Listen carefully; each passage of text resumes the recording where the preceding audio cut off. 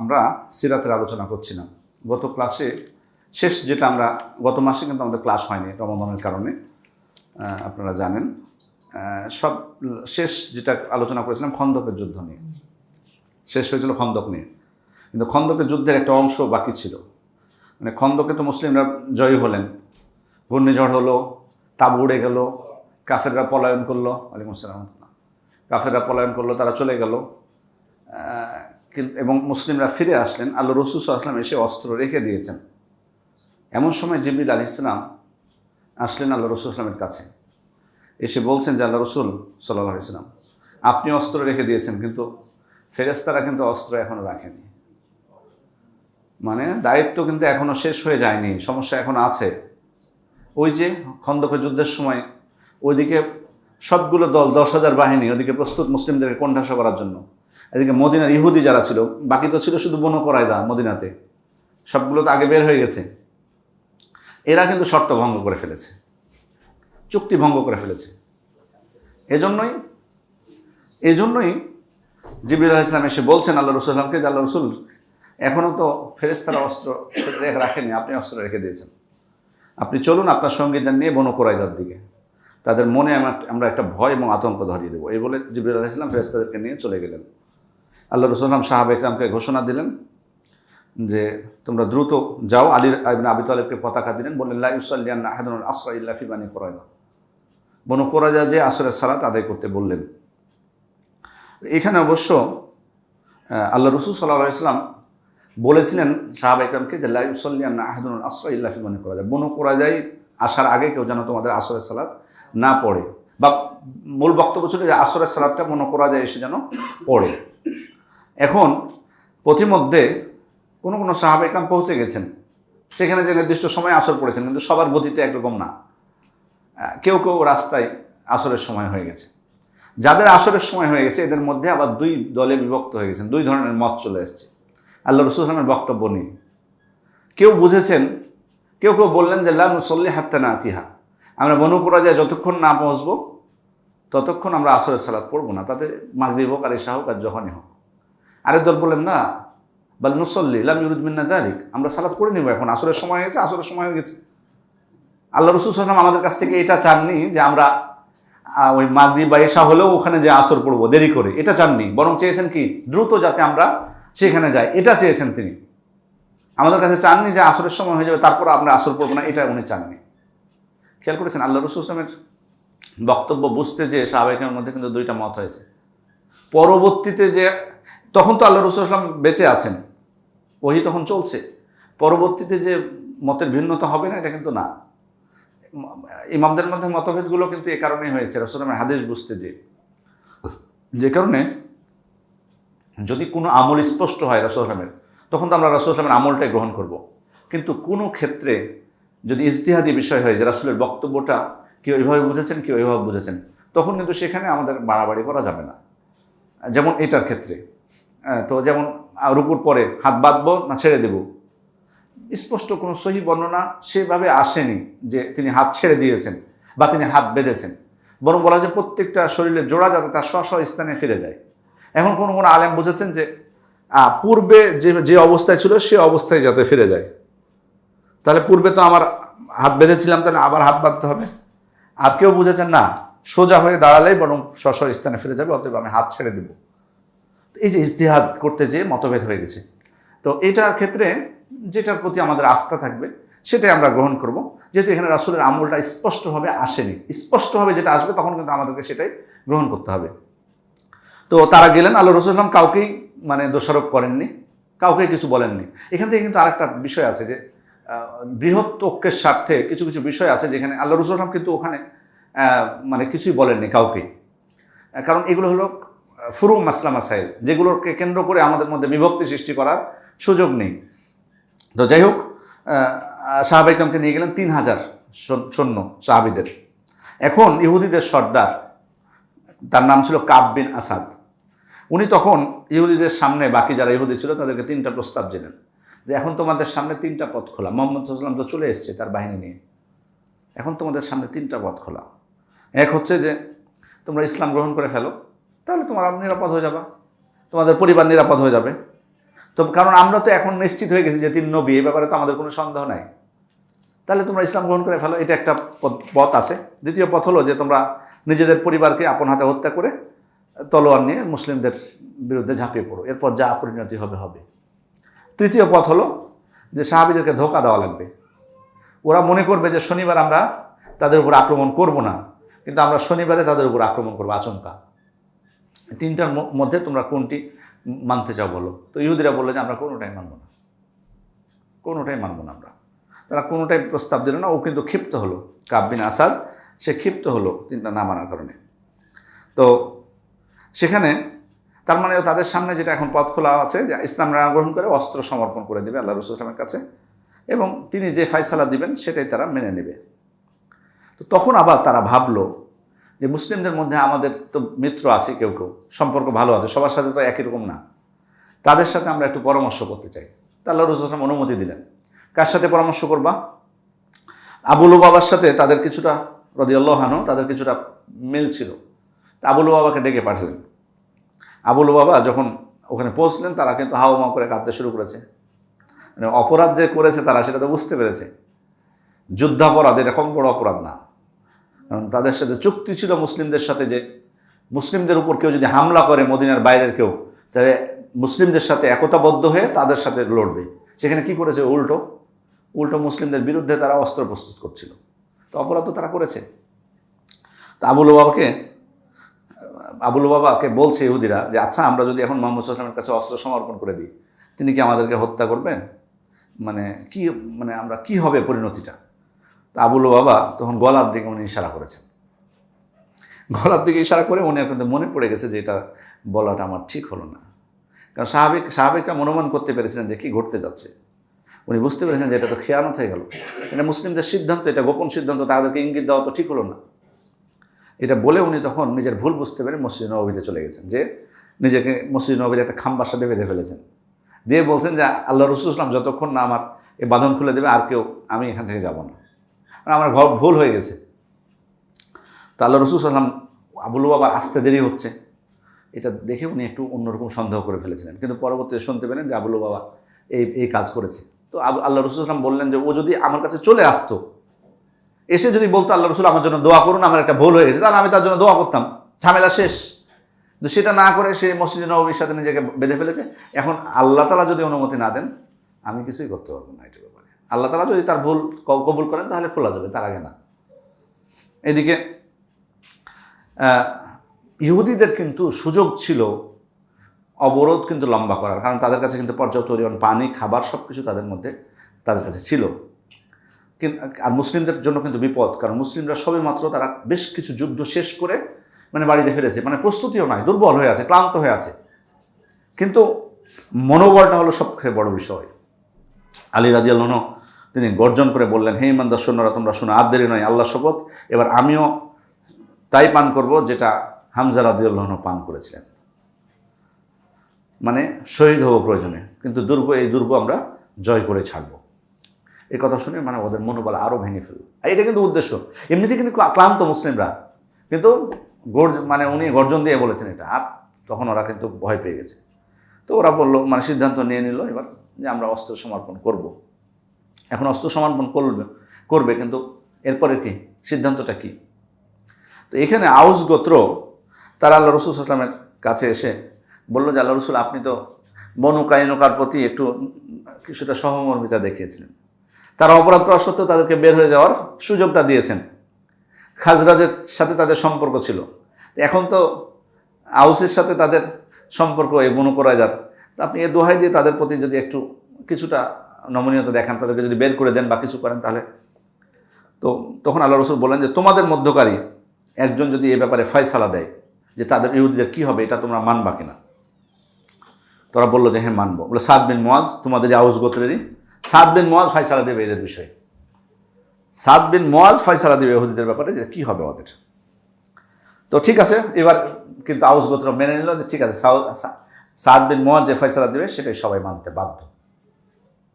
এবার সাদ বিন মুআজকে ডেকে পাঠানো হলো। আপনারা জানেন যে ওই সময় কিন্তু তিনি কি আহত, কারণ খন্দকের যুদ্ধে উনি আহত হয়েছেন, চিকিৎসা চলছে ওনার মসজিদ নববীতে। ওই সময় ওই আহত অবস্থায় উনি গাধার পিঠে চড়ে এসছেন। তো উনি এসেই কিন্তু বলেছেন যে সাদ আল্লাহর ব্যাপারে কোনো শক্তিধরে রক্তচক্ষুর পরোয়া করেন না। এটা শুনেই কিন্তু অনেকে মনে করেছে যে মনে হয় এবার কঠিন কোনো রায় উনি দিবেন। এই কারণে অনেকে মনে করেছে যে ইহুদিদের মৃত্যুদণ্ড হয়ে যাবে, অনেকে প্রচার করতেও শুরু করেছে। তা আল্লাহ রাসূল সবাইকে বললেন যে তোমরা তোমাদের সর্দারের দিকে অগ্রসর হও। তাকে নামানো হলো, সাদ বিন মুআজকে। নামানোর পর সাদ বিন মুআজকে যেহেতু ডাকা হয়েছে কিসের জন্য? ফয়সালার জন্য। তো উনি জিজ্ঞেস করছেন যে আল্লাহ রাসূল, সত্যি কি আমার ফয়সালা তাদের উপর কার্যকর হবে? তো রাসূল বললেন হ্যাঁ, অবশ্যই হবে। তো তিনি বললেন যে মুসলিমদের উপরও কি প্রযোজ্য হবে? তো আল্লাহ রাসূল বললেন হ্যাঁ, অবশ্যই প্রযোজ্য হবে তোমার ফয়সালা মুসলিমদের উপরও। তখন তিনি বলছেন যিনি এখানে উপস্থিত আছেন ওনার উপরও কি প্রযোজ্য হবে? তার মানে ইঙ্গিত করেছেন কাকে? রাসূল সাল্লাল্লাহু আলাইহি ওয়াসাল্লামকে। তখন আল্লাহ রাসূল সাল্লাল্লাহু আলাইহি ওয়াসাল্লাম বুঝতে পেরেছেন, উনি বলছেন হ্যাঁ, উনি কিন্তু রাসূলের দিকে তাকাতে পারছেন না লজ্জায়, এমনি বলতেছেন হ্যাঁ অবশ্যই প্রযোজ্য হবে, তুমি বলো ফয়সালা কি। আচ্ছা, এখানে আপনাদের বলেন তো সাদ বিন মুআজ আসলে কি বলতে চাচ্ছিলেন? বিচার তো করতেছেন ইহুদিদের, রাসূলের উপর আসলে কি ফয়সালা প্রযোজ্য হবে বোঝাতে চাচ্ছে? আপনাদের কি মনে হয়? উনি বললেন না যে ইহুদিদের উপর প্রযোজ্য হবে, তো ইহুদিদের উপর প্রযোজ্য, এটাই স্পষ্ট আমাদের কাছে। তো উনি মানে মুসলিমদের উপর প্রযোজ্য হবে, ইহুদিদের উপর প্রযোজ্য হবে না রাসূলের উপর প্রযোজ্য হবে, এটা তারা কি বোঝাতে চাচ্ছেন? এটা একটা এবং ফয়সালা কার্যকর করবেন কে? রাসূল সাল্লাল্লাহু আলাইহি ওয়াসাল্লাম। তার মানে তার উপরও তো সাদ বিন মুআজ যদি ফয়সালা করে যে ওদেরকে হত্যা করতে হবে, তাহলে রাসূল হত্যা করবে না? উনি রাষ্ট্রপ্রধান, উনি হচ্ছেন রাষ্ট্রপ্রধান। এটাই বোঝাতে চেয়েছেন যে আপনার উপরও কার্যকর হবে, মানে আপনি বাধ্য কিনা, তখন আমি যে রায় দেবো এটা কার্যকর করতে ইহুদিদের, এটা আপনি বাধ্য কিনা? আল্লাহ রাসূল বললেন অবশ্যই বাধ্য, কারণ তোমাকে তো বিচারক হিসেবে মেনে নেওয়া হয়েছে, সবাই মেনে নিয়েছে। তখন উনি বললেন যে আমার ফয়সালা হচ্ছে যে ওদের পুরুষদেরকে হত্যা করতে হবে, শিশুদেরকে বন্দি করতে হবে, নারীদেরকে বন্দি করতে হবে, আর ওদের ধন সম্পদগুলো গনিমত হিসেবে গণ্য হবে। তো আল্লাহ রাসূল সাল্লাল্লাহু আলাইহি ওয়াসাল্লাম তখন সাদ বিন মুআজকে বলছেন যে তুমি ওদের ব্যাপারে যে ফয়সালা দিয়েছো, আল্লাহ তাআলা 7 আসমানের উপরে সেই ফয়সালা দিয়ে রেখেছেন। মানে আল্লাহ তাআলার ফয়সালার সাথে সাদ বিন মুআজের ফয়সালা মিলে গেছে। আসলে অনেকের কাছে এটা মনে হতে পারে যে এটা কি তাদের উপর জুলুম হলো না, হত্যা করা, কেন হত্যা করবে? কিন্তু আসলে ওরা কি করেছিল? খন্দকের যুদ্ধে মুসলিমদের সৈন্য সংখ্যা কত? 3000, আর কাফেরদের 10,000। তখন মদিনায় মোট জনসংখ্যায় 10,000 ছিল না। তাহলে মুসলিমদের অবস্থা খুবই খারাপ না? ওই কঠিন মুহূর্তে বিশ্বাসঘাতকতা করেছে ওরা, হাত মিলিয়েছে কাদের সাথে? শত্রুদের সাথে, যেখানে সহযোগিতা করার কথা ছিল মুসলিমদের। আবার উল্টো কি করেছে দেখেন, 1,500 তলোয়ার, 2,000 বর্শা, 300 বর্ম এবং 500 ঢাল মজুত করে রেখেছিল কাকে? কুপঘাত করার জন্য মুসলিমদেরকে।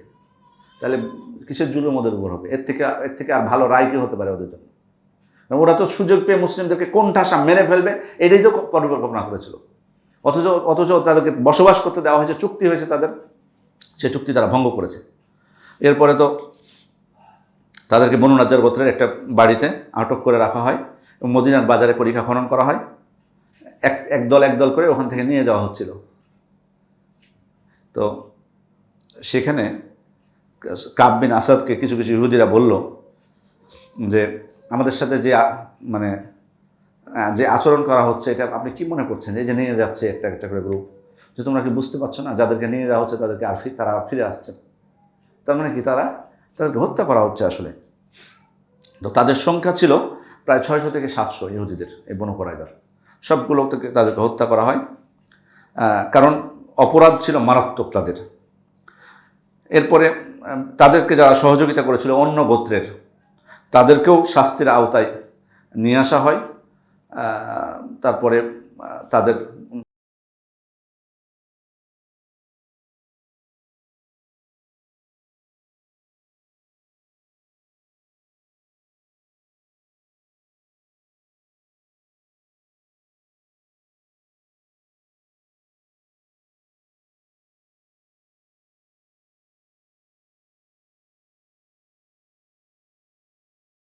সাদ বিন মুআজ দেননি। এরপরে রাসূল সাল্লাল্লাহু আলাইহি ওয়াসাল্লাম তো গনিমত বন্টন করলেন নির্দিষ্ট যেটা বরাদ্দ ছিল সেটা অনুযায়ী। এরপর তাদের মধ্যে, মহিলাদের মধ্যে কোনো বর্ণনা এসেছে যে তিনি রায়হানা নামক একজনকে নিজের জন্য পছন্দ করেছিলেন দাসী হিসেবে। তবে সঠিক কথা হলো যে তাকে মুক্ত করে তিনি আল্লাহ রাসূল বিয়ে করেননি। এবং এইদিকে কিন্তু সাদ বিন মুআজ রাদিয়াল্লাহু আনহু ফয়সালা দেওয়ার পর মদিনায় ফিরে যাওয়ার পর তার অবস্থার আরও অবনতি হয়। কারণ আসলে মূলত তার রক্তক্ষরণ হচ্ছিল। আর রক্তক্ষরণ হলে আপনারা বুঝতে পারছেন যে এক সময় নিস্তেজ হয়ে যাবে, মারা যাবে। তো আল্লাহ রসুল সাল্লাল্লাহু আলাইহি ওয়াসাল্লাম তো এটা জানতেন। তো ওই জন্য মানে তার মৃত্যুর খবর স্বয়ং আল্লাহ রসুল সাল্লামকে দিয়েছেন জিবরিল আলাইহিস সালাম। আল্লাহ রসুল তখন বাইরে ছিলেন, তাকে এসে বলছেন জিবরিল আলাইহিস সালাম যে আল্লাহ রসুল, আপনার সাহাবীদের মধ্যে এমন একজন সাহাবী আজকে মৃত্যুবরণ করেছেন যার মৃত্যুতে আল্লাহর আরশ পর্যন্ত কেঁপে উঠেছে। তো তিনি জানতেন যে সাদ বিন মুআজ অসুস্থ। তিনি দৌড় দিয়ে গেলেন, দেখলেন যে বাস্তবে সাদ বিন মুআজ মারা গেছেন। তো তার দাফনের সময় তাকে যখন বহন করা হচ্ছিল, মুনাফিকরা তাকে নিয়ে খুব ট্রল করে, মানে হালকা মনে হচ্ছিল। তো মানে সে বোঝাতে চাচ্ছিল যে মানে এটা তার ত্রুটি, সাদ বিন মুআজের এটা তারা বোঝাতে চেয়েছে যে হয়তো বা মুনাফিকরা তো মুনাফিকই, কঠিন রায় দিয়েছে না ইহুদের বিরুদ্ধে, এই জন্য হয়তো তার শরীর হালকা হয়ে গেছে বা যেটাই হোক, এটাকে ত্রুটি হিসেবে তারা উল্লেখ করার চেষ্টা করেছে। কিন্তু আল্লাহ রসুল সাল্লাল্লাহু আলাইহি ওয়াসাল্লাম স্পষ্টই তাদেরকে বলে দিলেন যে তার জানাজা বরং ফেরেশতারা বহন করছে, এই জন্য তোমাদেরকে হালকা মনে হচ্ছে। এই হলো এই মর্যাদা তিনি পেয়েছেন। এটা কিন্তু অন্য কোনো সাহাবীর ক্ষেত্রে কিন্তু এমন বর্ণনা আসেনি। নামটা কি তার? সাদ বিন মুআজ। এটা কিন্তু মুআজ, কিন্তু মুআজ ইবনে জাবাল কিন্তু আছে, সাদ বিন ওবাদা আছে, নামের মধ্যে কিন্তু একটু আছে, মনে রাখবেন এটা সাদ বিন মুআজ রাদিয়াল্লাহু আনহু। সাদ বিন আবি ওয়াক্কাস আছে, যিনি 10 জনের একজন, ওই যে জান্নাতের সুসংবাদ প্রাপ্ত এক হাদিসে যাদের কথা আছে তাদের মধ্যে। এদিকে আবু লুবাবা, উনি তো বেঁধে রেখেছেন, সালাতের সময় হলে তখন ওনার স্ত্রী খুলে দিতেন, উনি সালাত আদায় করতেন, আবার ওনাকে বেঁধে দিতেন। পরে ওহী নাজিল হলো, তার তওবা আল্লাহ তাআলা কবুল করলেন। তাকে উম্মে সালামা রাদিয়াল্লাহু আনহা খবর দিলেন যে আল্লাহ তাআলা তোমার তওবা কবুল করে আয়াত নাজিল করেছেন। তো সাহাবায়ে কিরাম দৌড় দিয়ে তখন ওনার বাঁধন খুলতে গেছেন। তখন উনি বলছেন, না, বাঁধন তো খুলবেন আল্লাহ রসুল সাল্লাল্লাহু আলাইহি ওয়াসাল্লাম, উনি ছাড়া আর কেউ আমার বাঁধন খুলবে না। পরবর্তীতে আল্লাহ রসুল সাল্লাল্লাহু আলাইহি ওয়াসাল্লাম ফজরের সালাতের সময় তিনি তার বাঁধন খুলে দিলেন। এভাবে বনু কুরাইজা মানে তাদেরকে খতম করার মাধ্যমে ইহুদি যে 3টা গোত্র ছিল মদিনায়, তাদের অবসান ঘটল এক এক করে। বাকি 2টা গোত্র আপনারা জানেন যে তারা চলে গেছিল খাইবারের দিকে। জি হ্যাঁ, এরপরের যে অধ্যায়টা আছে, যেটা আজকের আমাদের শেষ যেটা অধ্যায়, সেটা হচ্ছে গাজওয়াত বনু মুস্তালিক বা মুরাইসি যুদ্ধ যেটাকে বলা হয়, আপনারা জানেন। এই যুদ্ধটা আসলে খুবই যে রক্তক্ষয়ী যুদ্ধ ছিল ইসলামের ইতিহাসে, এটা কিন্তু না, কিন্তু খুবই নাম করা, খুব প্রসিদ্ধ এই যুদ্ধটা। কারণ কি? কারণ এমন কিছু ঘটনা, যুদ্ধ ছাড়াও এমন কিছু ঘটনা সেখানে ঘটেছে যে কারণে এত প্রসিদ্ধি লাভ করেছে গাজওয়াত বনু মুস্তালিক। প্রথম বিষয় যেটা, যে মূলত আল্লাহ রাসূল সাল্লাল্লাহু আলাইহি ওয়াসাল্লাম সংবাদ পেলেন, মানে এই যুদ্ধের যেটা পটভূমি, সংবাদ পেলেন যে মানে বনু মুস্তালিক গোত্রের সর্দার হারিস ইবনে আবি দিরার তিনি নিজ গোত্র এবং অন্যান্য গোত্রদের সাথে নিয়ে মুসলিমদের বিরুদ্ধে ষড়যন্ত্র করছেন, একত্রিত হচ্ছেন। তো রাসূল সাল্লাল্লাহু আলাইহি ওয়াসাল্লামকে এটা অবহিত করা হলো। তিনি তখন নিশ্চিত হওয়ার জন্য দূত পাঠালেন। তো দূত এসে নিশ্চিত করলো যে না, তারা আসলেই প্রস্তুতি নিচ্ছে। তো আল্লাহ রাসূল সাল্লাল্লাহু আলাইহি ওয়াসাল্লাম সাহাবায়ে কিরামকে বললেন যে তাহলে আমরা বের হই। এই যুদ্ধ, এইটা বনু মুস্তালিকের যুদ্ধটা কখন ছিল এটা নিয়ে অনেক মতভেদ সিরাত আবেদনের মধ্যে, যেটা আসলে কেউ কেউ বলছেন 6ষ্ঠ হিজরিতে ছিল, আবার কেউ বলছেন 5ম হিজরিতে। তো যাই হোক, পক্ষে বিপক্ষে তাদের মধ্যে যারা 5ম হিজরিতে বলেছেন তাদের অনেক দলিল আছে, যারা বলেছেন 6ষ্ঠ হিজরিতে তাদের অনেক দলিল আছে। তো যে সময় হোক না কেন, আল্লাহ রাসূল সাল্লাল্লাহু আলাইহি ওয়াসাল্লাম সাহাবায়ে কিরামকে নিয়ে রেডি হলেন, মদিনার দায়িত্ব দিয়ে দিলেন যায়েদ বিন হারেসাকে। কোনো বর্ণনা এসেছে আবু যার রাদিয়াল্লাহু আনহুকে, আবার কোনো বর্ণনা এসেছে নুমাইলা বিন আবদুল্লাহ আল-লাইসিকে। তো তারপরে আল্লাহ রাসূল সাল্লাল্লাহু আলাইহি ওয়াসাল্লাম রওনা হওয়ার পর এখানে যেটা উল্লেখ করেছেন এই যুদ্ধের বিবরণে বিভিন্ন সিরাত গ্রন্থে যেটা এসছে, এটা বলছেন উনি যে এই যুদ্ধের পতাকাবাহী ছিলেন আবু বকর রাদিয়াল্লাহু আনহু, আনসারদের পতাকা বহন করছিলেন সাদ বিন উবাদা।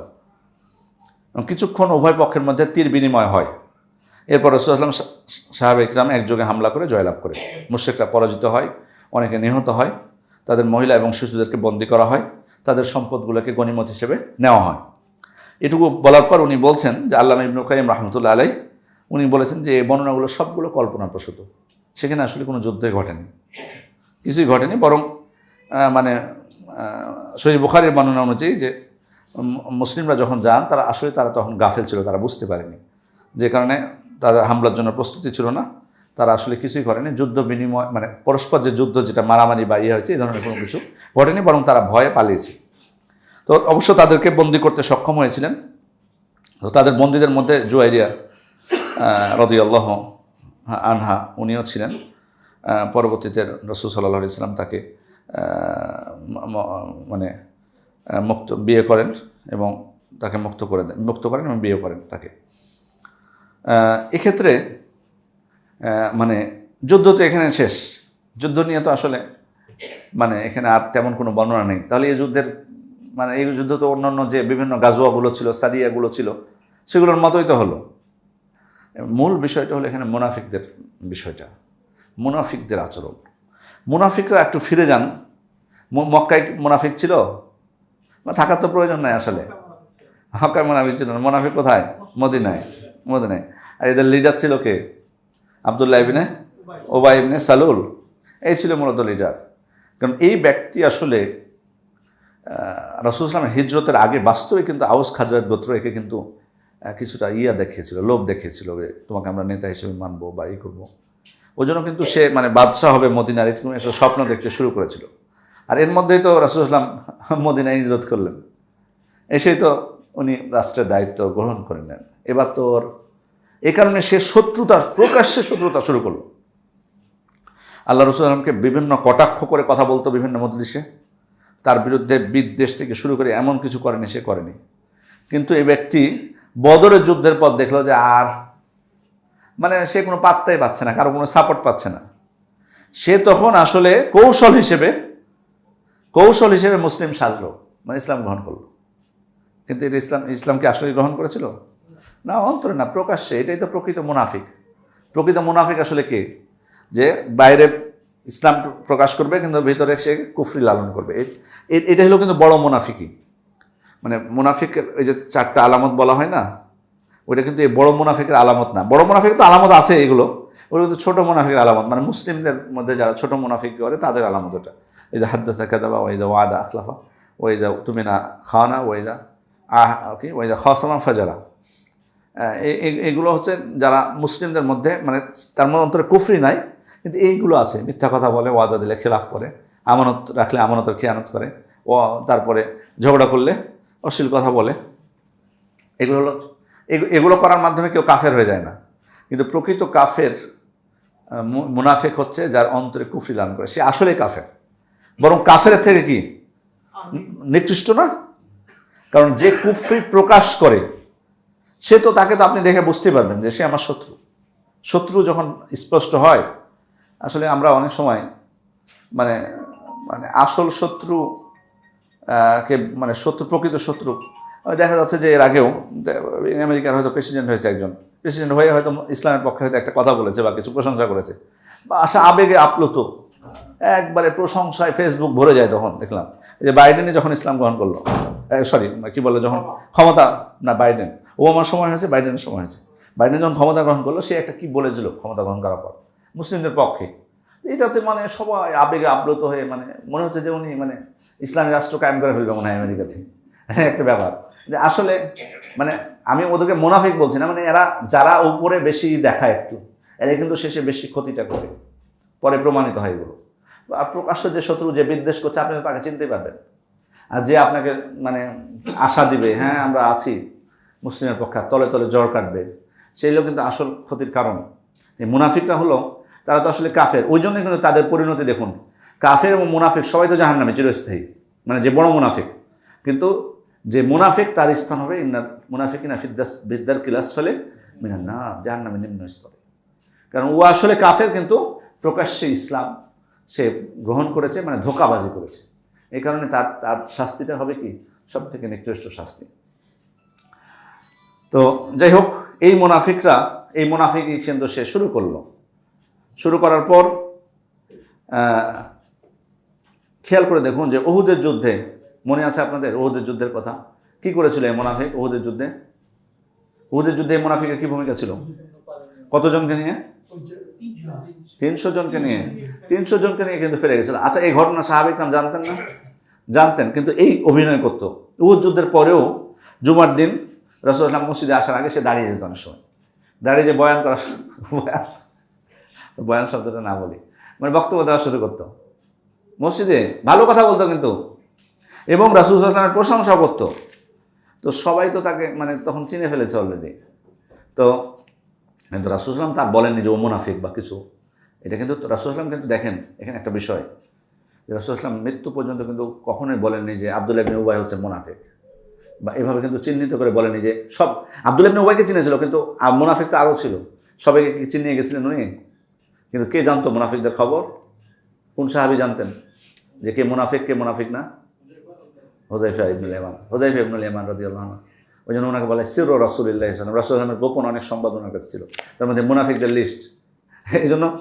এই জন্য মানে ওমর ইবনুল খাত্তাবের সময় একবার উনি একজনের জানাজা পড়তে যাচ্ছেন, তখন হুযায়ফা তাকে ধরে নিয়েছেন, আমিরুল মুমিনিনের জানাজা পড়বেন না, কারণ ওর নাম মুনাফিকদের লিস্টে আছে।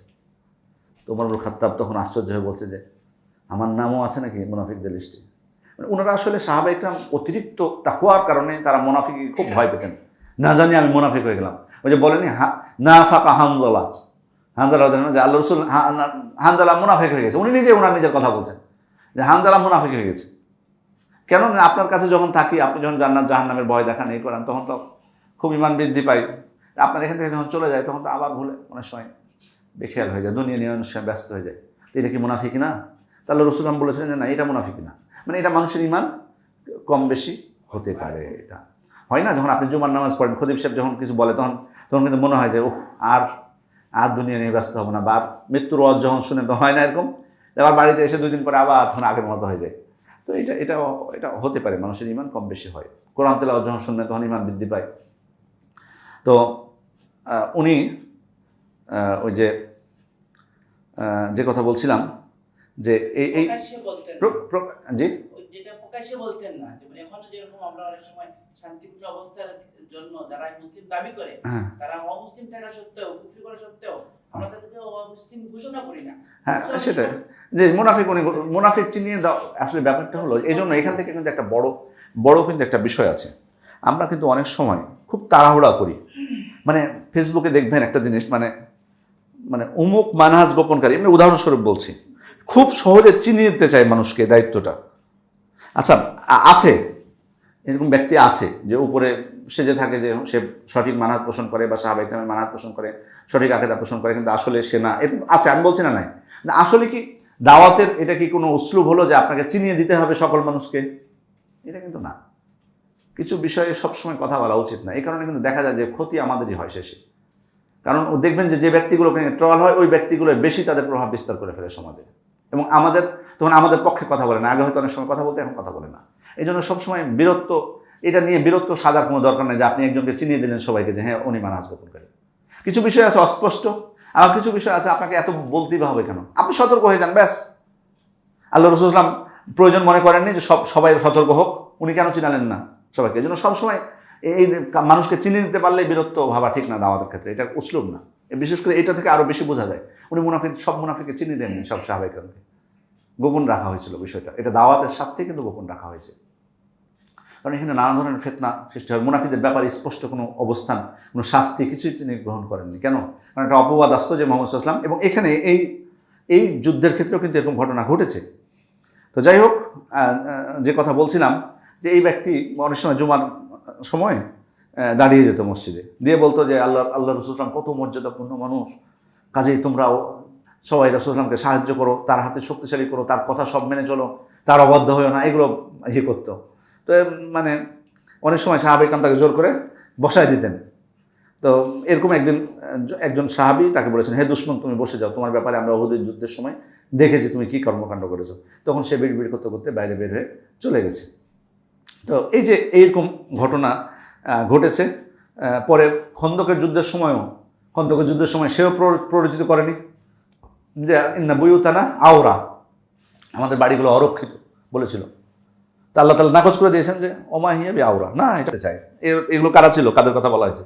মুনাফিকদের কথা কিন্তু বলা হয়েছে। ওরা কিন্তু উস্কানি দিত মুসলিমদেরকে, যে মুহাম্মদ সাল্লাল্লাহু আলাইহি ওয়াসাল্লাম দায়িত্ব নিয়েছে বলছে ঠিক, কিন্তু আসলে কিন্তু আমাদের ধন সম্পদ, বাড়ি ঘর, নারী শিশুদেরকে কিন্তু সে রক্ষা করতে পারবে না, অতএব তোমরা এখানে থেকো না, বাড়িতে ফিরে যাও। প্ররোচিত করেছিল এই মুনাফিকগুলো। তো এই হলো এই অবস্থা। এবার এই মুনাফিকদের বিষয়ে এই মুনাফিকরা সবসময় দুর্বল পয়েন্ট কিন্তু খোঁজার চেষ্টা করতো। এরপরে যেটা হয় পঞ্চম হিজরিতে আরেকটা ঘটনা ঘটে, সেটা হলো যে যায়েদ বিন হারেসা রাদিয়াল্লাহু আনহু যায়নাব রাদিয়াল্লাহু আনহাকে তালাক দিলেন। তারপরে বিয়ে করলেন কে? আল্লাহ রাসূল সাল্লাল্লাহু আলাইহি ওয়াসাল্লাম। কার নির্দেশে?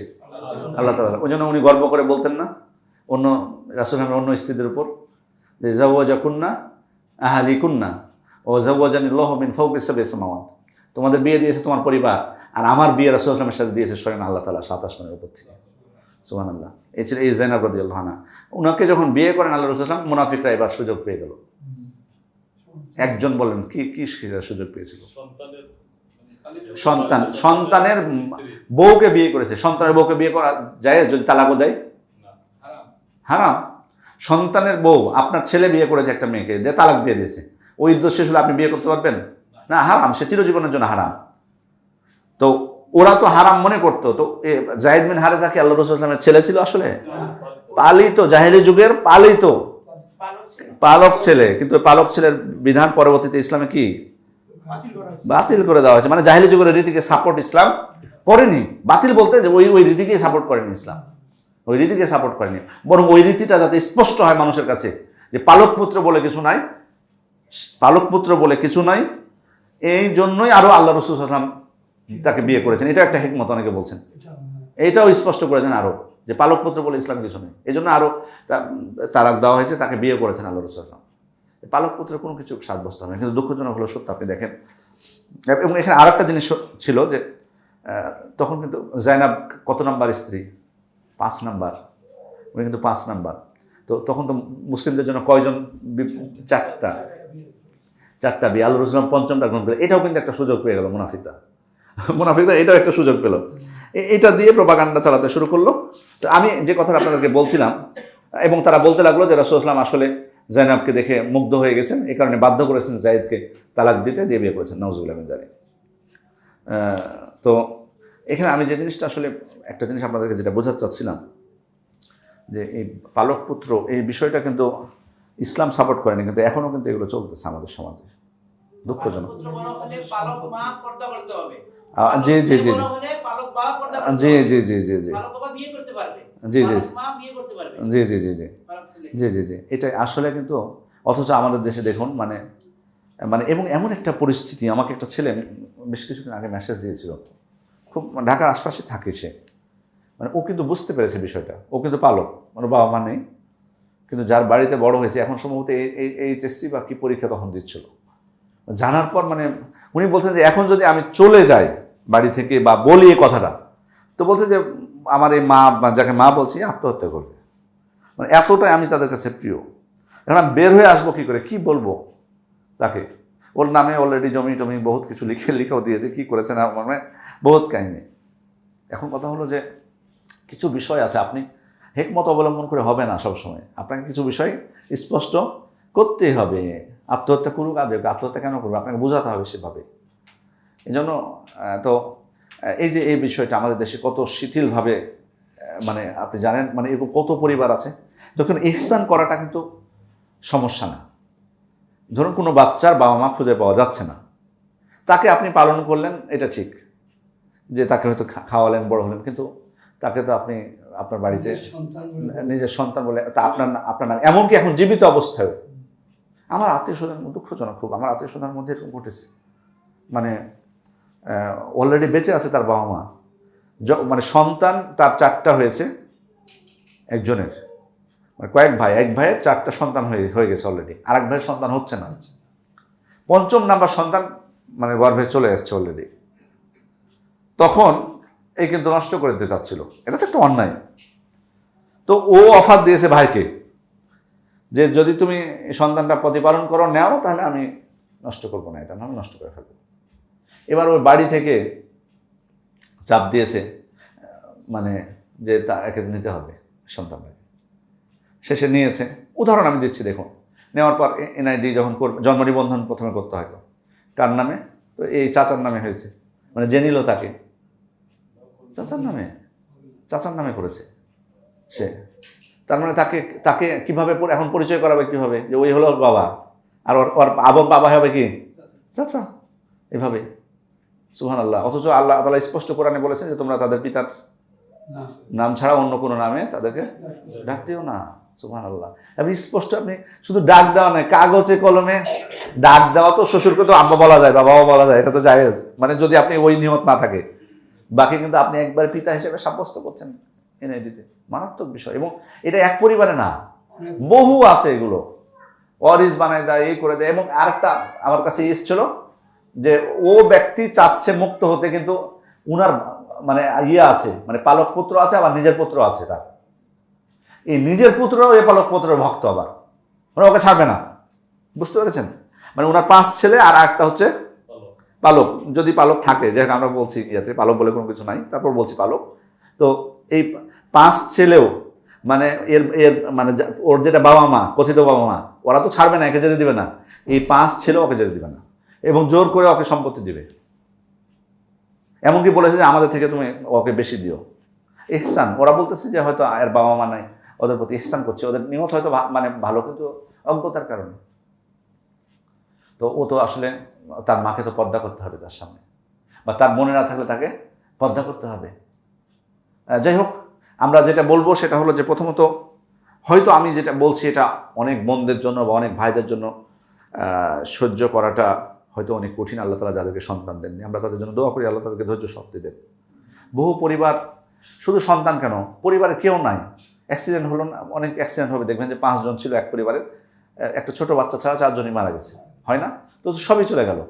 তো আপনারা জীবিত আছেন, স্বামী স্ত্রী, হয়তো বাচ্চা হচ্ছে না, কিন্তু এক্ষেত্রে কিন্তু আপনাদেরকে ধৈর্য ধারণ করতে হবে, ধৈর্য ধারণ করতে হবে। এক্ষেত্রে আরও পথ আছে, যদি বোনেরা রাগ করবে হয়তো বললে, মানে ছেলে যদি চায় যে আরেকটা বিয়ে করবে, সেটা করতেই পারে, কিন্তু অনেক বোনেরা এক্ষেত্রে বাধা হয়ে দাঁড়ায়। ওনারা বলে কি যে বিয়ে যদি করো তাহলে তুমি এক গেট দিয়ে ঢুকবা আর আমি আরেক গেট দিয়ে বের হবো। আসলে ব্যাপারটা হচ্ছে যে আমরা মানে ইসলামের যেটা উদ্দেশ্য, মানে আমরা যারা বিয়ে করেছি একের অধিক, তারাও ঠিক মতো বিয়ে করতে পারেনি, মানে মানে জগা খিচুড়ি অবস্থা, ইনসাফ করতে পারেনি, এই কারণে আরও বেশি এটার প্রতি ইয়া হয়েছে। আর দ্বিতীয়ত আমাদের ইমান দুর্বল, আমাদের পুরুষদেরও যেমন ইমান দুর্বল, অনেক নারীদেরও দুর্বল, যে কারণে তারা এটাকে সহ্য করতে পারে না। যাই হোক, এখন ব্যাপারটা হচ্ছে যে বোনদেরকে বলবো, ভাইদেরকে বলবো, দেখুন যদি বিশেষ করে বোনদেরকে বলি যে আপনাদের তো আর সুযোগ নাই, আপনার হাজব্যান্ডেরও উচিত না যে তাকে তালাক দেওয়া, বাচ্চা হচ্ছে না জন্য, বাচ্চা হচ্ছে না জন্য আপনি তালাক দেবেন, এটা কিন্তু ঠিক না। বরং আপনার সামনে অপশন আছে, আপনি যদি এতই বাচ্চার প্রয়োজন হয় আপনি, এবং এটা মানুষের চাহিদা, বাচ্চার প্রয়োজন হয় বলতে এমনিতে মানুষের মন চাইবে, সেখানে আপনার জন্য অপশন আছে আর একটা বিয়ে করার। এক্ষেত্রে আপনার প্রথম স্ত্রী কি বললো না বললো এটা ধর্তব্য না, তবে তাকে জানিয়ে বিয়ে করবেন। এক্ষেত্রে একটা জিনিস ভুল করি আমরা, মাসআলার দিকে যাই সবসময়। আমি আলেমদের ক্ষেত্রেও দেখেছি কিছু কিছু, আমি সমালোচনা করছি না এখানে, যে ওনারা ফতোয়া দেন যে প্রথম স্ত্রীকে না জানিয়ে বিয়ে করা যাবে। তা আমাদের দেশের আইনে মনে হয় এটা সাপোর্ট করে না, তাই না? মনে হয় এরকম আছে যে প্রথম স্ত্রীকে জানাতে হবে, পারমিশন লাগবে। আচ্ছা ঠিক আছে, বুঝলাম যে পারমিশন নেওয়াটা অপরিহার্য না, কিন্তু পারমিশন গোপনে আপনি কিভাবে বিয়ে করবেন, এটা আমার কোনোভাবে মাথায় ধরে না। যে না জানি আপনি বিয়ে করে থাকবেন কি করে? বুঝলাম যে প্রথম জনকে জানানোটা অপরিহার্য না, মাসালা বুঝে গেছি, আপনার কথা মেনেও নিয়েছি, কিন্তু সম্ভব কিভাবে প্র্যাকটিক্যালি যে আপনি না জানিয়ে করবেন? আপনাকে মিথ্যা কথা বলতে হবে তো তাকে। আপনি দ্বিতীয় স্ত্রী হক আদায় করবেন না, যাবেন না তার কাছে, তো কি বলবেন প্রথম স্ত্রীকে? বলবেন যে কক্সবাজারে যে ঘুরতেছি, আমি চিটাগাঙে যে ঘুরতেছি। হ্যাঁ, আপনি আপনার স্ত্রীর কথা মানবেন না, মেনে নিলাম, ঠিক আছে, আপনি আরেকটা বিয়ে আপনার প্রয়োজন, আপনি ইনসাফ করতে পারবেন, করুন, কিন্তু আপনি বলবেন না মানে গোপন করবেন, মানে কয় বছর গোপন করবেন? পরে তো চোরের মতো হয়ে যাচ্ছে বিষয়টা। আপনার যদি এত সাহস থাকে আপনি চুরি করে কেন থাকবেন? এটা হেকমত বলা যাবে না, বরং উল্টো পরিণতি হয়, খারাপ পরিণতি হয় যখন পরে জানতে পারে হঠাৎ করে। বরং আপনি তাকে জানিয়ে করুন। এই জন্য এটা আসলে বহু মিথ্যার আশ্রয় নিতে হবে। অনেকে খারাপ আপনার সম্পর্কে মনে করবে, আপনি দ্বিতীয় স্ত্রীর কাছে যাচ্ছেন, মানুষকে আপনি জানাবেন না। এখানে আরেকটা বিষয়, বিয়ে হলো প্রকাশ্যে আর ব্যভিচার হলো গোপনে। তা আপনি বিয়ে কিভাবে গোপনে করবেন? কেন বিয়ের ক্ষেত্রে সাক্ষীর কথা বলা হয়েছে? কেন আল্লাহ রাসূল বলছেন আলিনুন নিকাহ? এটা বলেছেন কিনা আলিনুন নিকাহ? নিকার কথা প্রচার করতে বলেছেন কিনা? শেখ এখানে আছেন, নিকার কথা যদি প্রচার করতে বলে থাকেন, তাহলে এটা কি প্রথম স্ত্রীর নিকাটা শুধু ওই যে জাঁকজমকপূর্ণ করে করতে হবে আর দ্বিতীয় স্ত্রীটা গোপন করতে হবে, এটা বলা হয়েছে? সব নিকাই প্রচার করতে হবে, যাতে মানুষ আপনার সম্পর্কে খারাপ ধারণা না করে। আপনি গোপনে বিয়ে করলেন আপনার বন্ধুকে নিয়ে, একে নিয়ে, তা আপনি যখন ওই বাড়িতে যাবেন কি বলবে মানুষ? পাপ করতে যাচ্ছেন।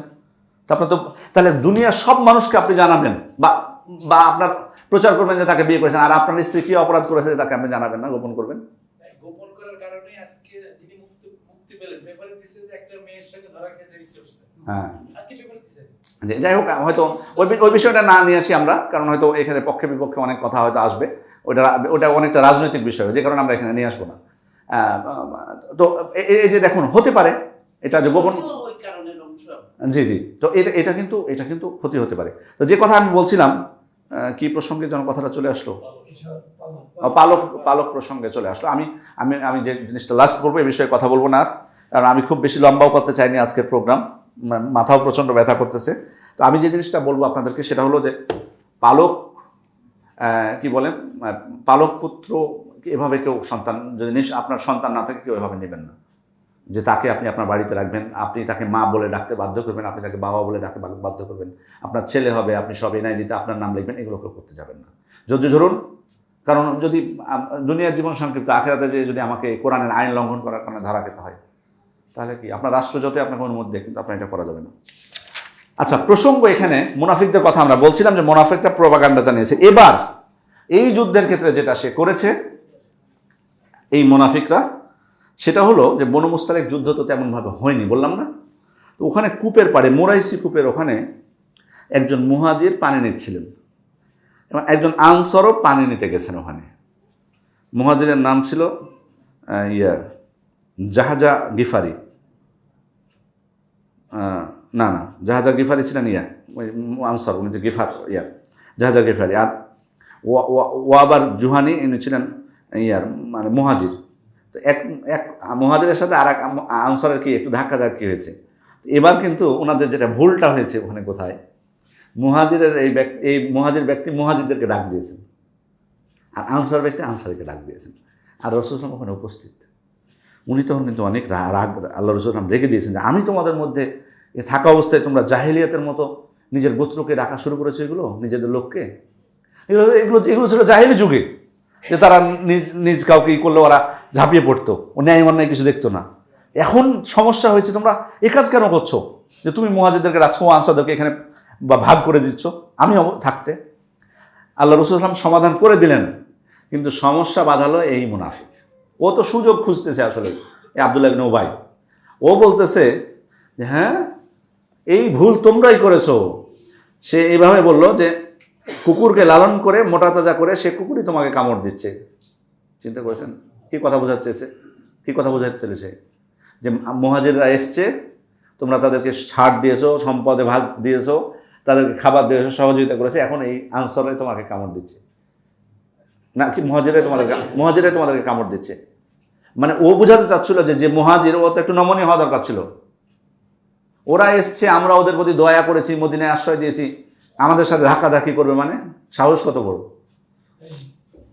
মানে ওর হলো এটা একটা দিয়ে যে কথাটা বললো, সে বলছে দেখাচ্ছি মজা, মদিনায় যাওয়ার পর মদিনার নিকৃষ্টতম ব্যক্তি, মদিনার সম্মানিত ব্যক্তি, নিকৃষ্টতম ব্যক্তিকে মদিনা থেকে বের করে দেবে, চলো এবার। এই মুনাফিক বলল, কি বলল, মদিনার সম্মানিত ব্যক্তি মদিনার নিকৃষ্ট ব্যক্তিকে বের করে দিবে।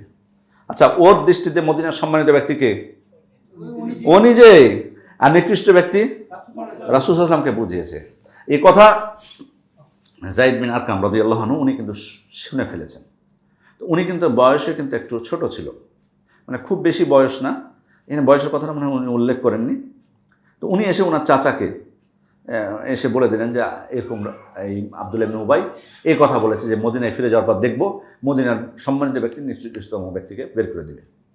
এরপরে মানে ওনার চাচা তো খেপে গেছে, রেগে গেছেন খুব। উনি বলছেন আল্লাহ রাসূল আব্বাদ বিন বিশরকে বলুন ওকে হত্যা করে ফেলুক, এখনই হত্যার উপযুক্ত হয়ে গেছে। ওই এই কথা বলে মানে ও তো খুব কাফের হয়ে গেছে। সে আল্লাহ রাসূল সাল্লাল্লাহু আলাইহি ওয়াসাল্লামকে নিকৃষ্টতম ব্যক্তি বললে সে আর ঈমান থাকে নাকি? তো আল্লাহ রাসূল বললেন যে না, এটা তুমি যদি এখন তাকে হত্যা করতে যাও তো তখন একটা মানে উঠে যাবে যে মুহাম্মদ সাল্লাল্লাহু আলাইহি ওয়াসাল্লাম তার সঙ্গীদেরকে হত্যা করে।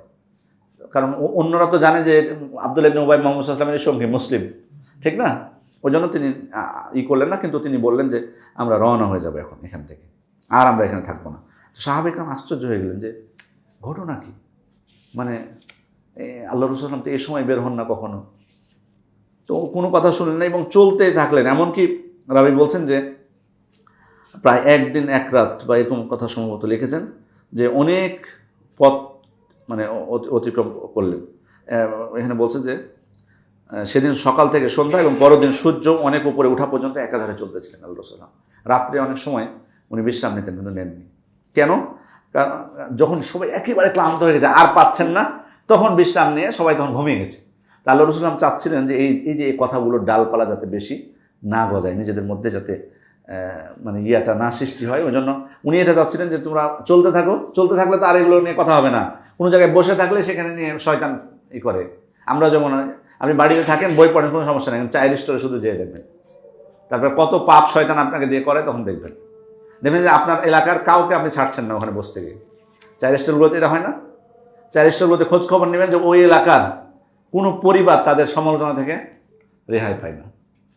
তো এই জন্য আল্লাহ রাসূল চাচ্ছিলেন যে এখানে এগুলো বেশি কথা না হোক, ওই জন্য সবাই ঘুমিয়ে পড়লো, এটা চাননি। এরপরে আব্দুল্লাহ ইবনে উবাই যখন শুনতে পেয়েছে যে রাসূল সাল্লাল্লাহু আলাইহি ওয়াসাল্লামের কাছে খবর চলে গেছে, ও কিন্তু প্রথমে বুঝতে পারেনি।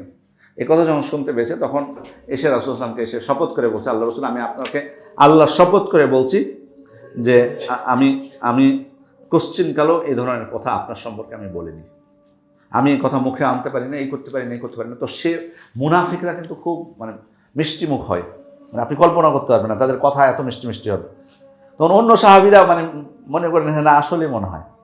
তখন তারা বলল, আল্লাহ রাসূল, যায়েদ তো এখনো ছোট মানুষ, হয়তো ভুল শুনেছে কিছু, হয়তো আব্দুল্লাহ ইবনে উবাই মানে সঠিক কথাটা বলতেছে, আপনি বাদ দেন এটাকে নিয়ে, ছেলে মানুষ তো হয়তো।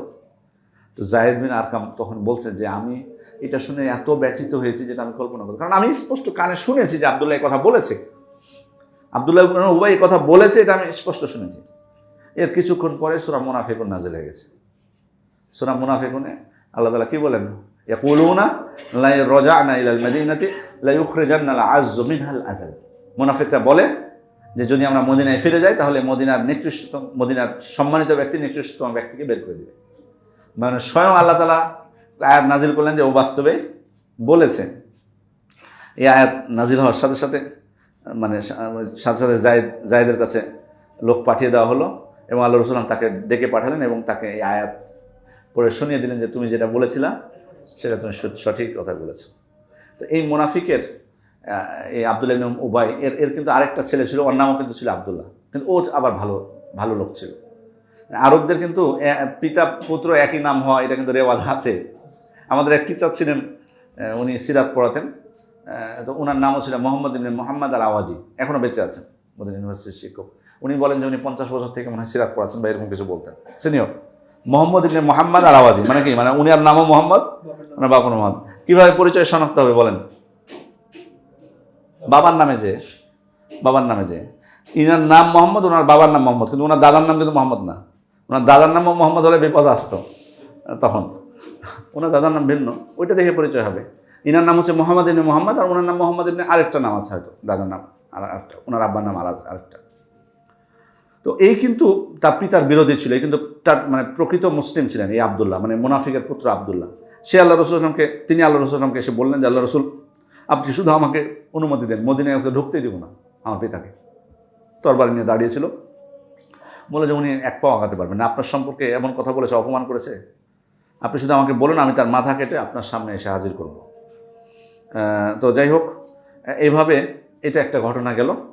আরেকটা যেটা দুঃখজনক ঘটনা, যেটা আপনারা সবাই জানেন, ইফকের ঘটনা, এই যুদ্ধেই কিন্তু ঘটেছে। এমনিতেই এই যুদ্ধে এত মানে যুদ্ধ না হওয়া সত্ত্বেও এত প্রসিদ্ধি লাভ করার কারণই হচ্ছে এটা, এই যে বড় বড় ঘটনাগুলো ঘটা, ইফকের ঘটনা। এটাও আপনারা জানেন যে আয়েশা রাদিয়াল্লাহু আনহা তিনি তার নিজের আসলে মানে বর্ণনায় যদি আমরা পড়তাম, তিনি কিন্তু নিজেই ওই ঘটনা কিন্তু শুনিয়েছেন সহিহ বুখারীতে। সহিহ বুখারী বর্ণনা এসছে যে আল্লাহ রাসূল সাল্লাল্লাহু আলাইহি ওয়াসাল্লাম কোথাও যখন বের হতেন তখন কিন্তু তার স্ত্রীদেরকে নিয়ে যাওয়ার জন্য কী করতেন, লটারি করতেন। তো ওইবার বনু মুস্তালিক যুদ্ধে কার নাম এসেছিল? আয়েশা রাদিয়াল্লাহু আনহার নাম আসে। তো আয়েশা রাদিয়াল্লাহু আনহাকে নিয়ে রওনা হন। তো ফেরার পথে যাত্রা বিরতি হয়, তো আয়েশা রাদিয়াল্লাহু আনহা উনি প্রকৃতির ডাকে সাড়া দিয়ে একটু নির্জনে যান। সেখান থেকে প্রয়োজন সেরে এসে দেখেন যে ওনার গলার হারটা নেই, যেটা উনি ওনার বোনের কাছ থেকে নিয়ে গেছিলেন। তো হার নাই দেখে উনি সাথে সাথে আবার চলে গেছেন ওই হার খুঁজতে। তো ফিরে ফিরে এসে উনি দেখেন যে কাফেলা অলরেডি রওনা হয়ে গেছে। কিভাবে রওনা হলো? কারণ যারা চারজন তারা হাওদার উটের উপর তারা বেঁধেছিল। তা আয়েশা রাদিয়াল্লাহু আনহা ছিলেন, উনি নিজেই বলছেন খুব পাতলা ছিলাম আমি, খুব পাতলা ছিলাম, যে কারণে তারা চারজন উঠিয়েছে, তো চারজন উঠাতে ওরা বুঝতে পারেনি যে আসলে নাই উনি, ওজন হালকা, জি লোক আছে কি নাই কিছু বুঝতে পারেনি, তুলে বুঝে রওনা হয়ে গেছে। তো উনি এসে দেখলেন যে ময়দান একবারে খালি, কেউ নেই। তখন উনি মানে ওই স্থানে কিন্তু বসে পড়লেন। বসে পড়ে কিন্তু উনি বলছেন যে আমি এক পর্যায়ে ঘুমিয়ে পড়লাম। তো সফওয়ান বিন মুআত্তাল রাদিয়াল্লাহু আনহু উনি কিন্তু এখানে বিভিন্ন ধরনের বর্ণনা আছে যে অনেক সময় শেষে উনি যেতেন, অথবা অনেক সময় আল্লাহ রাসূল সাল্লাল্লাহু আলাইহি ওয়াসাল্লাম কাফেলা কাউকে একজনকে পাঠাতেন যে কোনো কিছু ছাড়া পড়লো কিনা। তো উনি যে আয়েশা রাদিয়াল্লাহু আনহাকে দেখে, পর্দার আয়াত নাজিল হওয়ার আগে উনি দেখেছিলেন তো আয়েশাকে, উনি কিন্তু দেখে বুঝে গেছেন যে এটা আয়েশা, বলে কিন্তু ইন্না লিল্লাহি ওয়া ইন্না ইলাইহি রাজিউন উনি বলেছেন। তো আয়েশা রাদিয়াল্লাহু আনহার বক্তব্য হচ্ছে যে এই কথা ছাড়া উনি মুখ দিয়ে আর একটাও কথা বলেননি, ইন্না লিল্লাহ ছাড়া। এরপর উনি এসে মানে রেডি করলেন, আয়েশা রাদিয়াল্লাহু আনহাকে উঠতে বলেন, আয়েশা রাদিয়াল্লাহু আনহা উঠে গেলেন। উনি ইন্না লিল্লাহ ছাড়া আর কোনো কথা ওই কাফেলার কাছে পৌঁছতে যে আর কোনো কথা তাদের দুইজনের মধ্যে হয়নি। ঠিক দুপুরের সময় কাফেলা যখন বিশ্রাম নিচ্ছিল এক জায়গায়, এখানে এসে কিন্তু মিলিত হয়েছেন। তো এবার কিন্তু ওই যে সফওয়ান বিন মুআত্তাল রাদিয়াল্লাহু আনহু যখন নিয়ে আসছেন এভাবে, এটা দেখে কিন্তু মুনাফিকরা কি করেছে, মুনাফিকরা কিন্তু কথা বলা বলে শুরু করেছে। এবার তো বুঝতে পারেন, একবার এক ঘটনা ঘটে সে ধরা খেলো, আয়াত নাজিল হলো। এবার তো মানে বলছে যে এবার আর যাবি কোথায়, রাসূলুল্লাহ সাল্লাল্লাহু আলাইহি ওয়াসাল্লামের এবার অপমান করে ছাড়বো আমি বা আয়েশা রাদিয়াল্লাহু আনহাকে। তো ও তো তখন ঘৃণা ছড়াতে শুরু করলো, বলতে শুরু করলো খারাপ বিষয়। তো রাসূলুল্লাহ সাল্লাল্লাহু আলাইহি ওয়াসাল্লাম কিছুই বললেন না। এদিকে কিন্তু সাথে সাথে কিন্তু আল্লাহ রাসূলের উপর ওহীও নাজিল হয়নি। এটা কিন্তু আসলে একটা পরীক্ষা ছিল আল্লাহ তাআলার পক্ষ থেকে। আমি মানে অনেক সময় আমি আমার এক উস্তাদকে জিজ্ঞেস করেছিলাম মদিনা ইউনিভার্সিটি তাফসীরে, যে ওহী নাজিল হতে দেরি হলো কেন? তো উনি উত্তরে শুধু একটা কথা বলেন যে পরীক্ষা লম্বা হওয়া। পরীক্ষা কোনো সময় ছোট পরীক্ষা হয়, বড় পরীক্ষা, এটা বড় পরীক্ষায় আল্লাহ তাআলা বড় পরীক্ষা নিয়েছেন তার রাসূলের, তার স্ত্রীর, অন্য মুনাফিকদের, অন্য মুসলিমদের পরীক্ষা নিয়েছেন এখানে কে কেউ আচরণ করে। তো যাই হোক, এরপরে তো মানে এদিকে রাসূল সাল্লাল্লাহু আলাইহি ওয়াসাল্লাম আয়েশা রাদিয়াল্লাহু আনহা কিন্তু জানতে পারেননি, কিন্তু উনি বলছিলেন যে উনি একটা কথা বলেছেন যে অন্য সময় উনি কিন্তু অসুস্থ হয়ে গেছিলেন, আয়েশা রাদিয়াল্লাহু আনহা অসুস্থ হয়ে গেছিলেন। তো উনি বলছেন যে অন্য সময় অসুস্থ হলে আল্লাহ রাসূল যে মায়া দেখাতেন, মনে হচ্ছে এবার এরকম মায়া তিনি দেখাচ্ছে না, কারণ ওই সময় কিন্তু আল্লাহ রাসূল অনেক চিন্তিত। খেয়াল করে দেখুন, তো উনি পরামর্শ করলেন কার সাথে? উসামা বিন যায়েদের সাথে এবং আলী রাদিয়াল্লাহু আনহুর সাথে। এই বিষয়গুলো খেয়াল করে রাখবেন, পরামর্শটা কার সাথে উনি করছেন। তো আলী রাদিয়াল্লাহু আনহু তখন তাকে বললেন যে আল্লাহ রাসূল, আপনি কেন এই বিষয়টা এভাবে রাখতেছেন, মানে আপনি মুক্ত করে দিন তাকে, আয়েশা রাদিয়াল্লাহু আনহাকে, বা এই ধরনের ইঙ্গিত দিলেন। আর উসামা রাদিয়াল্লাহু আনহু বললেন যে না আল্লাহ রাসূল, আমি তো চিনি মুমিনকে, আমি তার ব্যাপারে কোনো নেই, আপনি তাকে কেন, আপনি অন্যদের এইসব তাদের কথা শুনে, প্রপাগান্ডা শুনে আপনি কেন তাকে, আপনি বরং আপনি শত্রুদের কথায় কান না দিয়ে তার স্ত্রী হিসেবে আপনি আপনার কাছে বহাল রাখুন। তো এদিকে মানে সাহাবা ইকরাম কিন্তু বুঝতে পেরেছেন যে সে কিন্তু আসলে মিথ্যা প্রপাগান্ডা ছড়াচ্ছে। তো এদিকে তাদের মধ্যে কিছুটা দ্বন্দ্ব হয়েছিল। তো এরপরে আয়েশা রাদিয়াল্লাহু আনহা বুঝতে পারলেন একদিন উম্মে মিস্তার সঙ্গে যখন বাইরে গেছিলেন, তখন উম্মে মিস্তা পড়ে গেছিলেন, তখন তার ছেলের নামে উনি বদদোয়া করেছিলেন। তো আয়েশা রাদিয়াল্লাহু আনহা বললেন যে তুমি বদদোয়া কেন করলা? তো বললো যে মিস্তা আসলে মূলত তোমার এই বিষয়টা ছড়ানোর ক্ষেত্রে তার ভূমিকা আছে। পরে তখন কিন্তু উনি বুঝতে পারলেন।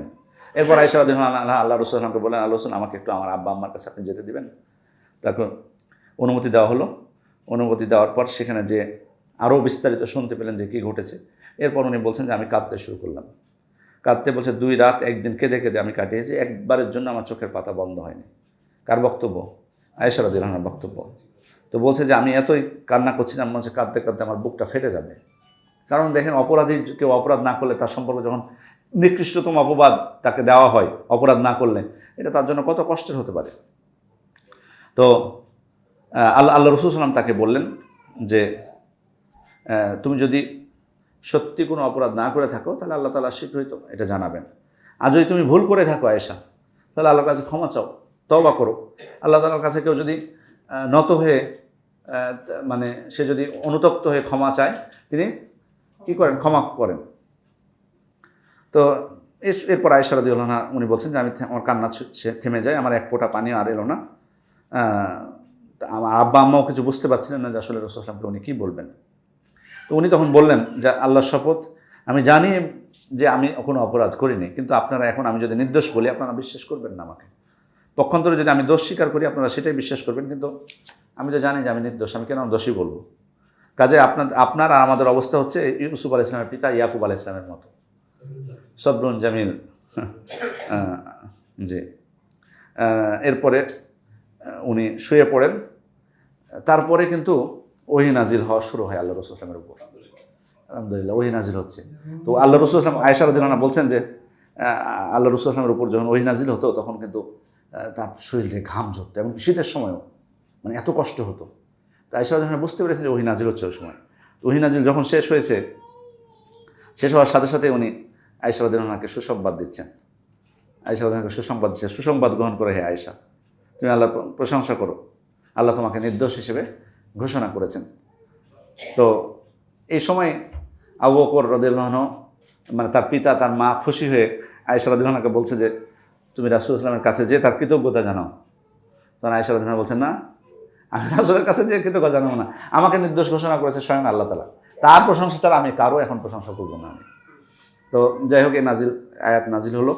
তো এখানে যারা অপবাদ দিয়েছিল তাদেরকে পরে অপবাদ দেওয়ার কারণে তাদের শাস্তি কার্যকর করা হয়। এখানে কয়েকটা প্রশ্ন করি আপনাদেরকে, কারণ এখানে আপনারা জানেন যে শিয়ারা কিন্তু আয়েশা রাদিয়াল্লাহু আনহার ব্যাপারে এত স্বচ্ছ আল্লাহ তাআলা স্পষ্টভাবে আয়াত নাজিল করেছেন। এরপরেও কিন্তু তাদের একটা গোষ্ঠী, সবাই না, শিয়াদের মধ্যে কিন্তু বহু ভাগ আছে।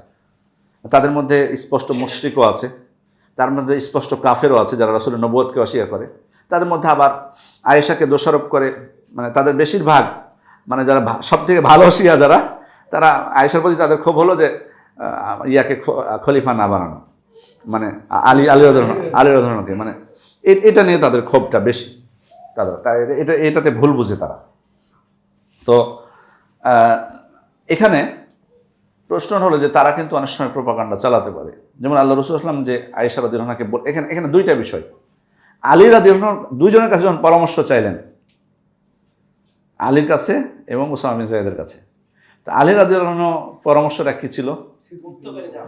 আপনি রিস্ক কেন নিচ্ছেন, তাকে রাখতেছেন, মুক্ত করে দাও। এটা কি আসলে বিদ্বেষবশত উনি বলেছিলেন? তাহলে কি বলবেন উত্তরে? মানে উনি কি মনে করেছিলেন যে আয়েশা অপরাধী রাদিয়াল্লাহু আনহা? শান্তিপূর্ণ অবস্থার জন্য হ্যাঁ, উনি আসলে মানে এটা উদ্দেশ্য ছিল না যে পুরোপুরি মুক্ত করে দেওয়া। উদ্দেশ্য হলো যে সাময়িকভাবে তার সাথে সম্পর্ক ছিন্ন। এটা মূলত আলী রাদিয়াল্লাহু আনহু চেয়েছিলেন যে যেহেতু এখন সমস্যা হয়েছে সেহেতু আপনি আপনার কাছে রাখবেন কেন, যদি ওহী নাজিল যখন স্পষ্ট হয়ে যাবে তখন আপনি তাকে নিয়ে নেবেন আবার। আর দ্বিতীয় প্রশ্ন হলো যে আল্লাহ রাসূল সাল্লাল্লাহু আলাইহি ওয়াসাল্লাম যে আয়েশা রাদিয়াল্লাহু আনহাকে বললেন, এটা কিন্তু শিয়ারা কিন্তু এই পয়েন্টটা গ্রহণ করেছে, তাদের মধ্যে যারা দুষ্টু, যে আল্লাহ রাসূল সাল্লাল্লাহু আলাইহি ওয়াসাল্লাম বললেন না কি যে তুমি যদি নির্দোষ হয়ে থাকো তাহলে শীঘ্রই আল্লাহ তাআলা প্রকাশ করবেন, আর যদি পাপী হয়ে থাকো তাহলে আল্লাহর কাছে মাগফিরাত চাও। তার মানে এখানে যিনি পারবেন উত্তর দিতে তিনি শুধু হাত উঠাবেন। তার মানে কি আল্লাহ রাসূল এই কথা দ্বারা বোঝা যায় তিনি আয়েশাকে সন্দেহ করেছিলেন? মানে উনার কি এরকম হয়েছিল যে 50-50 হতে পারে যে আয়েশা অপরাধী, নাহলে কেন এই কথা বললেন? এটা কিন্তু তারা দলিল হিসেবে নেয় যে আল্লাহ রাসূল আয়েশার ব্যাপারে সন্দেহ প্রকাশ করেছেন। ওই জন্য বলেছেন যে তুমি যদি অপরাধী হয়ে থাকো তাহলে আল্লাহর কাছে ক্ষমা চাও, আল্লাহ ক্ষমা করে দিবে। কি বলবেন তাদেরকে? এই প্রশ্ন যদি আসে তাহলে কি জবাব দেবো আমরা? জি, আল্লাহ রাসূল সাল্লাল্লাহু আলাইহি ওয়াসাল্লাম গায়েব জানতেন না। জি, এটি প্রমাণ হয়েছে এখানে যে আয়েশার ব্যাপারে। হ্যাঁ, এটা তো এক অন্য মাসালা হলো, কিন্তু বাট আপনি শিয়াদেরকে কি বলবেন? ওরা যে সন্দেহ করে বসলো যে আল্লাহ রাসূল সন্দেহ করেছিলেন আয়েশা, কি বলবেন ওদেরকে? কি বলবেন? মানে আসলে কি আল্লাহ রাসূল সন্দেহ করেছিলেন আয়েশাকে? তাহলে এই কথা দ্বারা কি বোঝা যায়?